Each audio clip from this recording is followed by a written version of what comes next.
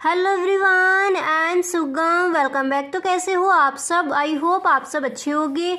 स्वागत है आप सभी का आपकी अपनी एसपी स्टडी यूट्यूब चैनल पर। तो गाइस, आज हम आपको बताने वाले हैं आपके अर्थशास्त्र के पेपर में बहुविकल्पीय प्रश्न इस बार कौन कौन से आ सकते हैं। ठीक है, तो देखिए इस वीडियो में हम आपको बताएंगे अर्थशास्त्र महत्वपूर्ण, ठीक है, महत्वपूर्ण बहुविकल्पीय प्रश्न बोर्ड परीक्षा के लिए। जितने भी आपके बहुविकल्पीय प्रश्न हैं, मुझे ऐसा लगा इस बार के बोर्ड एग्जाम में जो आपके पूछे जा सकते हैं वही प्रश्न आज मैं इस वीडियो में आपके लिए लेकर आई हूँ।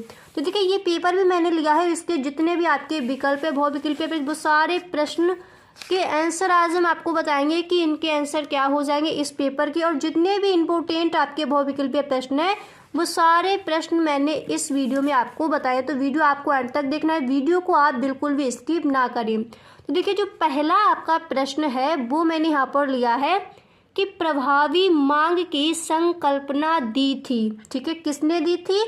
तो देखिए ये इस बार के बोर्ड एग्जाम के लिए इम्पोर्टेंट है, इसलिए मैंने इसको यहाँ पर मतलब जितने भी आपके इम्पोर्टेंट है इस बार के बोर्ड एग्जाम के लिए वो सारे बहुविकल्पीय प्रश्न इस वीडियो में आपको मिल जाएंगे। ठीक है, तो देखिए प्रभावी मांग की संकल्पना दी थी, तो किसने दी थी? कीन्स ने।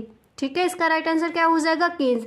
इस तरह से आपको ऑप्शन मिलेंगे, जो आपका राइट आंसर है वो मैंने इस तरह से आपको हाईलाइट करके दिखाया है। ठीक है, तो एडम स्मिथ ने नहीं, मार्शल ने भी नहीं, जेबी से जो है आपकी अर्थशास्त्री उन्होंने भी नहीं, कीन्स ने की थी। ठीक है, प्रभावी मांग की संकल्पना किसने दी थी? कीन्स ने। याद हो गया।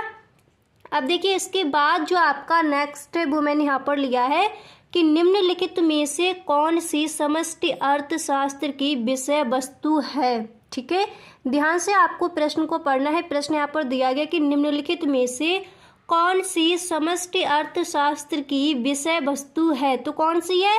राष्ट्रीय आय। ठीक है, समष्टि अर्थशास्त्र पूछा गया है, तो यहाँ पर राइट आंसर क्या हो जाएगा? राष्ट्रीय आय। ओके, अब इसके बाद देखिए जो आपका अगला प्रश्न आंसर क्या हो जाएगा? राष्ट्रीय आय। ओके, अब इसके बाद देखिए जो आपका नेक्स्ट प्रश्न है वो मैंने यहाँ पर लिया है कि समष्टि अर्थशास्त्र के अभ्युदय का श्रेय जाता है, तो किसे जाता है? कीन्स को।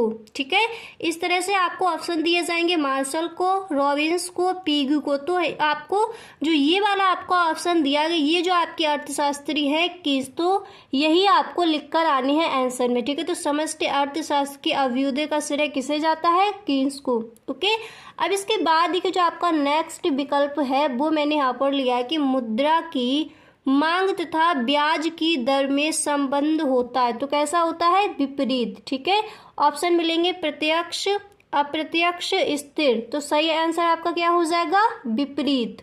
ओके, अब इसके बाद देखिए जो आपका अगला प्रश्न है वो मैंने यहाँ पर लिया है कि विदेशी व्यापार में घाटा होता है जब, विदेशी व्यापार में घाटा होता है जब, कब होता है? जब निर्यात आयात से कम होता है। ये प्रश्न कई बार रखा भी गया है बोर्ड एग्जाम में, कई बच्चे इसमें कंफ्यूज होकर गलत करके आते, तो आपको ध्यान रखना है विदेशी व्यापार में घाटा कब होगा? जब निर्यात आयात से कम होता है। ऑप्शन आपको दिए जाएंगे, आयात घटती है, निर्यात घटते हैं, आयात निर्यात से कम होता है, या फिर निर्यात आयात से कम होता है। तो आपको ध्यान रखना है कि जब निर्यात आयात से कम होता है तो विदेशी व्यापार में घाटा होता है। ओके, अब इसके बाद देखिए जो आपका नेक्स्ट प्रश्न है वो मैंने यहाँ पर लिया है कि नगद कोष अनुपात का निर्धारण किया जाता है, तो किसके द्वारा किया जाता है? केंद्रीय बैंक द्वारा। ओके, इसके बाद देखिए जो आपका अगला प्रश्न है वो यहाँ पर दिया गया है कि केंद्रीय बैंक की नीति कहलाती है, तो आपको याद भी है कि केंद्रीय बैंक की नीति मौद्रिक नीति कहलाती है। ये मैंने आपको जब आंसर लिखाया तो उसमें भी ये लाइन आई थी कि केंद्रीय बैंक की नीति मौद्रिक नीति कहलाती है। याद हो गया? 2-3 बार आप पढ़िए इसी तरह, अच्छे से आपको विकल्प यहीं पर याद हो जाएंगे। ठीक है, तो केंद्रीय बैंक की नीति क्या कहलाती है? मौद्रिक नीति। अब इसके बाद ही जो आपका नेक्स्ट प्रश्न है वो मैंने यहाँ पर लिया है कि दीर्घ काल में उत्पादन के कितने साधन स्थिर होते हैं। ठीक है, तो ऑप्शन आपको इस तरह से दिए जाएंगे, कम से कम 1, 2, कोई नहीं, या फिर सभी। तो आपको जो ये वाला आपका ऑप्शन है कोई नहीं, इसको आपको लिखकर आना है। ओके, अब इसके बाद देखिए जो आपका नेक्स्ट प्रश्न है वो मैंने यहाँ पर लिया है कि निम्नलिखित में से, ठीक है, आपका नेक्स्ट प्रश्न यहाँ पर क्या दिया गया है?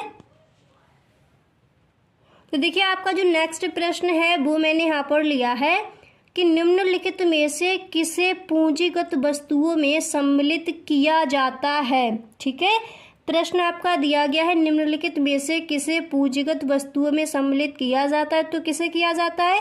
उपकरण को। ऑप्शन आपको दिए जाएंगे टेलीविज़न सेट को, स्टील की चादर, चाय की पत्ती। तो आपको ये वाला लिखकर आना है उपकरण को। ठीक है, निम्नलिखित में से किसे पूंजीगत वस्तुओं में सम्मिलित किया जाता है? उपकरण को। याद हो गया। अब देखिए जो आपके ये पेपर आपका है, इसमें जितने भी आपके बहुविकल्पीय प्रश्न हैं वो सारे बहुविकल्पीय प्रश्न मैं आपको बताने वाली है। तो पहला यहाँ पर दिया गया कि निम्नलिखित में से किसका व्यष्टि अर्थशास्त्र के अंतर्गत अध्ययन किया जाएगा। तो किसका किया जाएगा? कपड़ा उद्योग का। ठीक है, अब इसके बाद देखिए जो आपका नेक्स्ट प्रश्न है वो यहाँ पर दिया गया है, तो मैंने पूरा लिखकर भी आपको बताया। तो जितने भी आपके ये प्रश्न दिए गए हैं इसमें बहुविकल्पीय प्रश्न, सारे प्रश्नों के आंसर हम आपको इस वीडियो में देने वाले हैं। ठीक है, तो देखिए यहाँ पर जो आपका नेक्स्ट है वो यहाँ पर दिया गया है कि निम्नलिखित में से कौन सा व्यष्टि अर्थशास्त्र का एक उदाहरण नहीं है। ठीक है, तो कौन सा नहीं है? अर्थव्यवस्था में समग्र मांग। आपको ऑप्शन दिए जाएंगे कि एक व्यक्ति की बचत, एक गृहस्थ का उपयोग या फिर एक फर्म का कीमत स्तर। तो इसको आपको लिखकर आना कि अर्थव्यवस्था में समग्र मांग। अब इसके बाद देखिए जो आपका नेक्स्ट है वो मैंने यहाँ पर लिया है कि चाय की कीमत में। ठीक है, प्रश्न आपका यहाँ पर दिया गया है कि चाय की कीमत में वृद्धि से चीनी की मांग में होती है। ठीक है, तो चीनी की मांग में क्या होगी? कमी होगी। चाय की कीमत में वृद्धि से चीनी की मांग में क्या होगी? कमी। समझ आ गया। अब इसके बाद देखिए जो आपका नेक्स्ट प्रश्न है वो मैंने यहाँ पर लिया कि विलासिता की वस्तुओं की मांग की कीमत लोच होती है। तो कैसी होती है? इकाई से अधिक। और ये देखिए ये कई बार पूछा गया है बोर्ड एग्जाम में कि विलासिता की वस्तुओं की मांग की कीमत लोच होती है। तो कैसी होती है? इकाई से अधिक।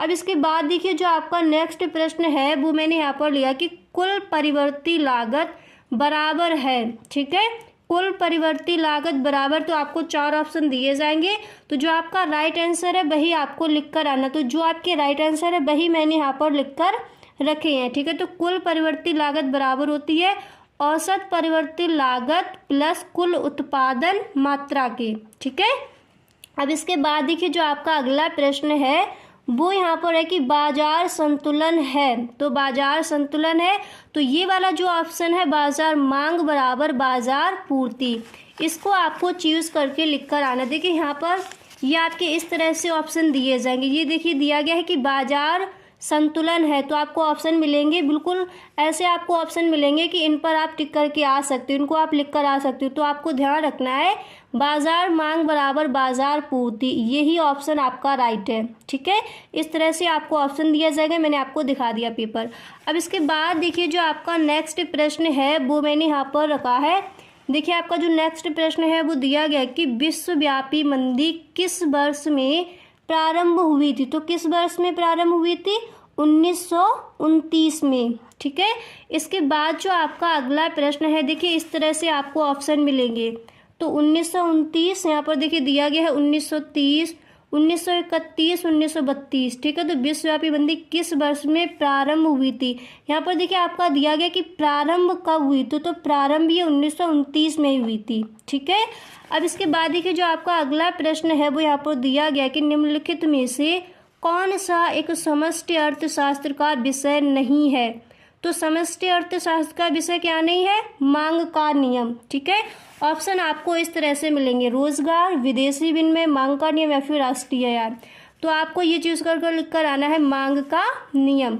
इसके बाद देखिए जो आपका अगला प्रश्न है वो यहाँ पर दिया गया है कि समष्टि अर्थशास्त्र के प्रवर्तक कौन थे। ठीक है, समष्टि अर्थशास्त्र के प्रवर्तक कौन थे? तो कौन थे? J.M. केन्स। ऑप्शन आपको इस तरह से दिए जाएंगे J.R. Hicks, A.H. हैंसन या फिर A.C. पीगू। ठीक है, तो आपको ये चीज़ कर लिख कर आना है J.M. केन्स। अब इसके बाद देखिए जो आपका नेक्स्ट है वो मैंने यहाँ पर लिया कि भारतीय में राष्ट्रीय आय का आकलन किसके द्वारा किया जाता है। सॉरी यहाँ पर थोड़ा मिस्टेक हो गया, भारत में होगा। ठीक है, भारत में राष्ट्रीय आय का आकलन किसके द्वारा किया जाता है? तो किसके द्वारा किया जाता है? केंद्रीय सांख्यिकीय संगठन द्वारा। ठीक है, अब इस पेपर को आप देखिए, इसमें भी आपके ऑप्शन दिए गए, तो इस तरह से आपको ऑप्शन मिलेंगे कि भारत में राष्ट्रीय आय का आकलन किसके द्वारा किया जाता है? वित्त मंत्रालय द्वारा, या फिर भारतीय रिजर्व बैंक द्वारा, या फिर राष्ट्रीय प्रतिदर्श सर्वेक्षण संगठन द्वारा, या फिर केंद्रीय सांख्यिकीय संगठन द्वारा। तो जो ये वाला आपका ऑप्शन है वो सही है, तो यही आपको लिख कर आना है। ठीक है, तो आई होप आपको समझ आ गए होंगे कि विकल्प आपको कौन कौन से इस बार के बोर्ड एग्जाम के लिए तैयार कर लेने हैं। तो गाइस आज के लिए बस इतना ही, मिलते हैं नेक्स्ट वीडियो में। आई होप आपको वीडियो अच्छा लगा होगा। अगर आपको वीडियो अच्छा लगा है तो इस वीडियो को अपने दोस्तों में शेयर ज़रूर करें। Okay, thank you.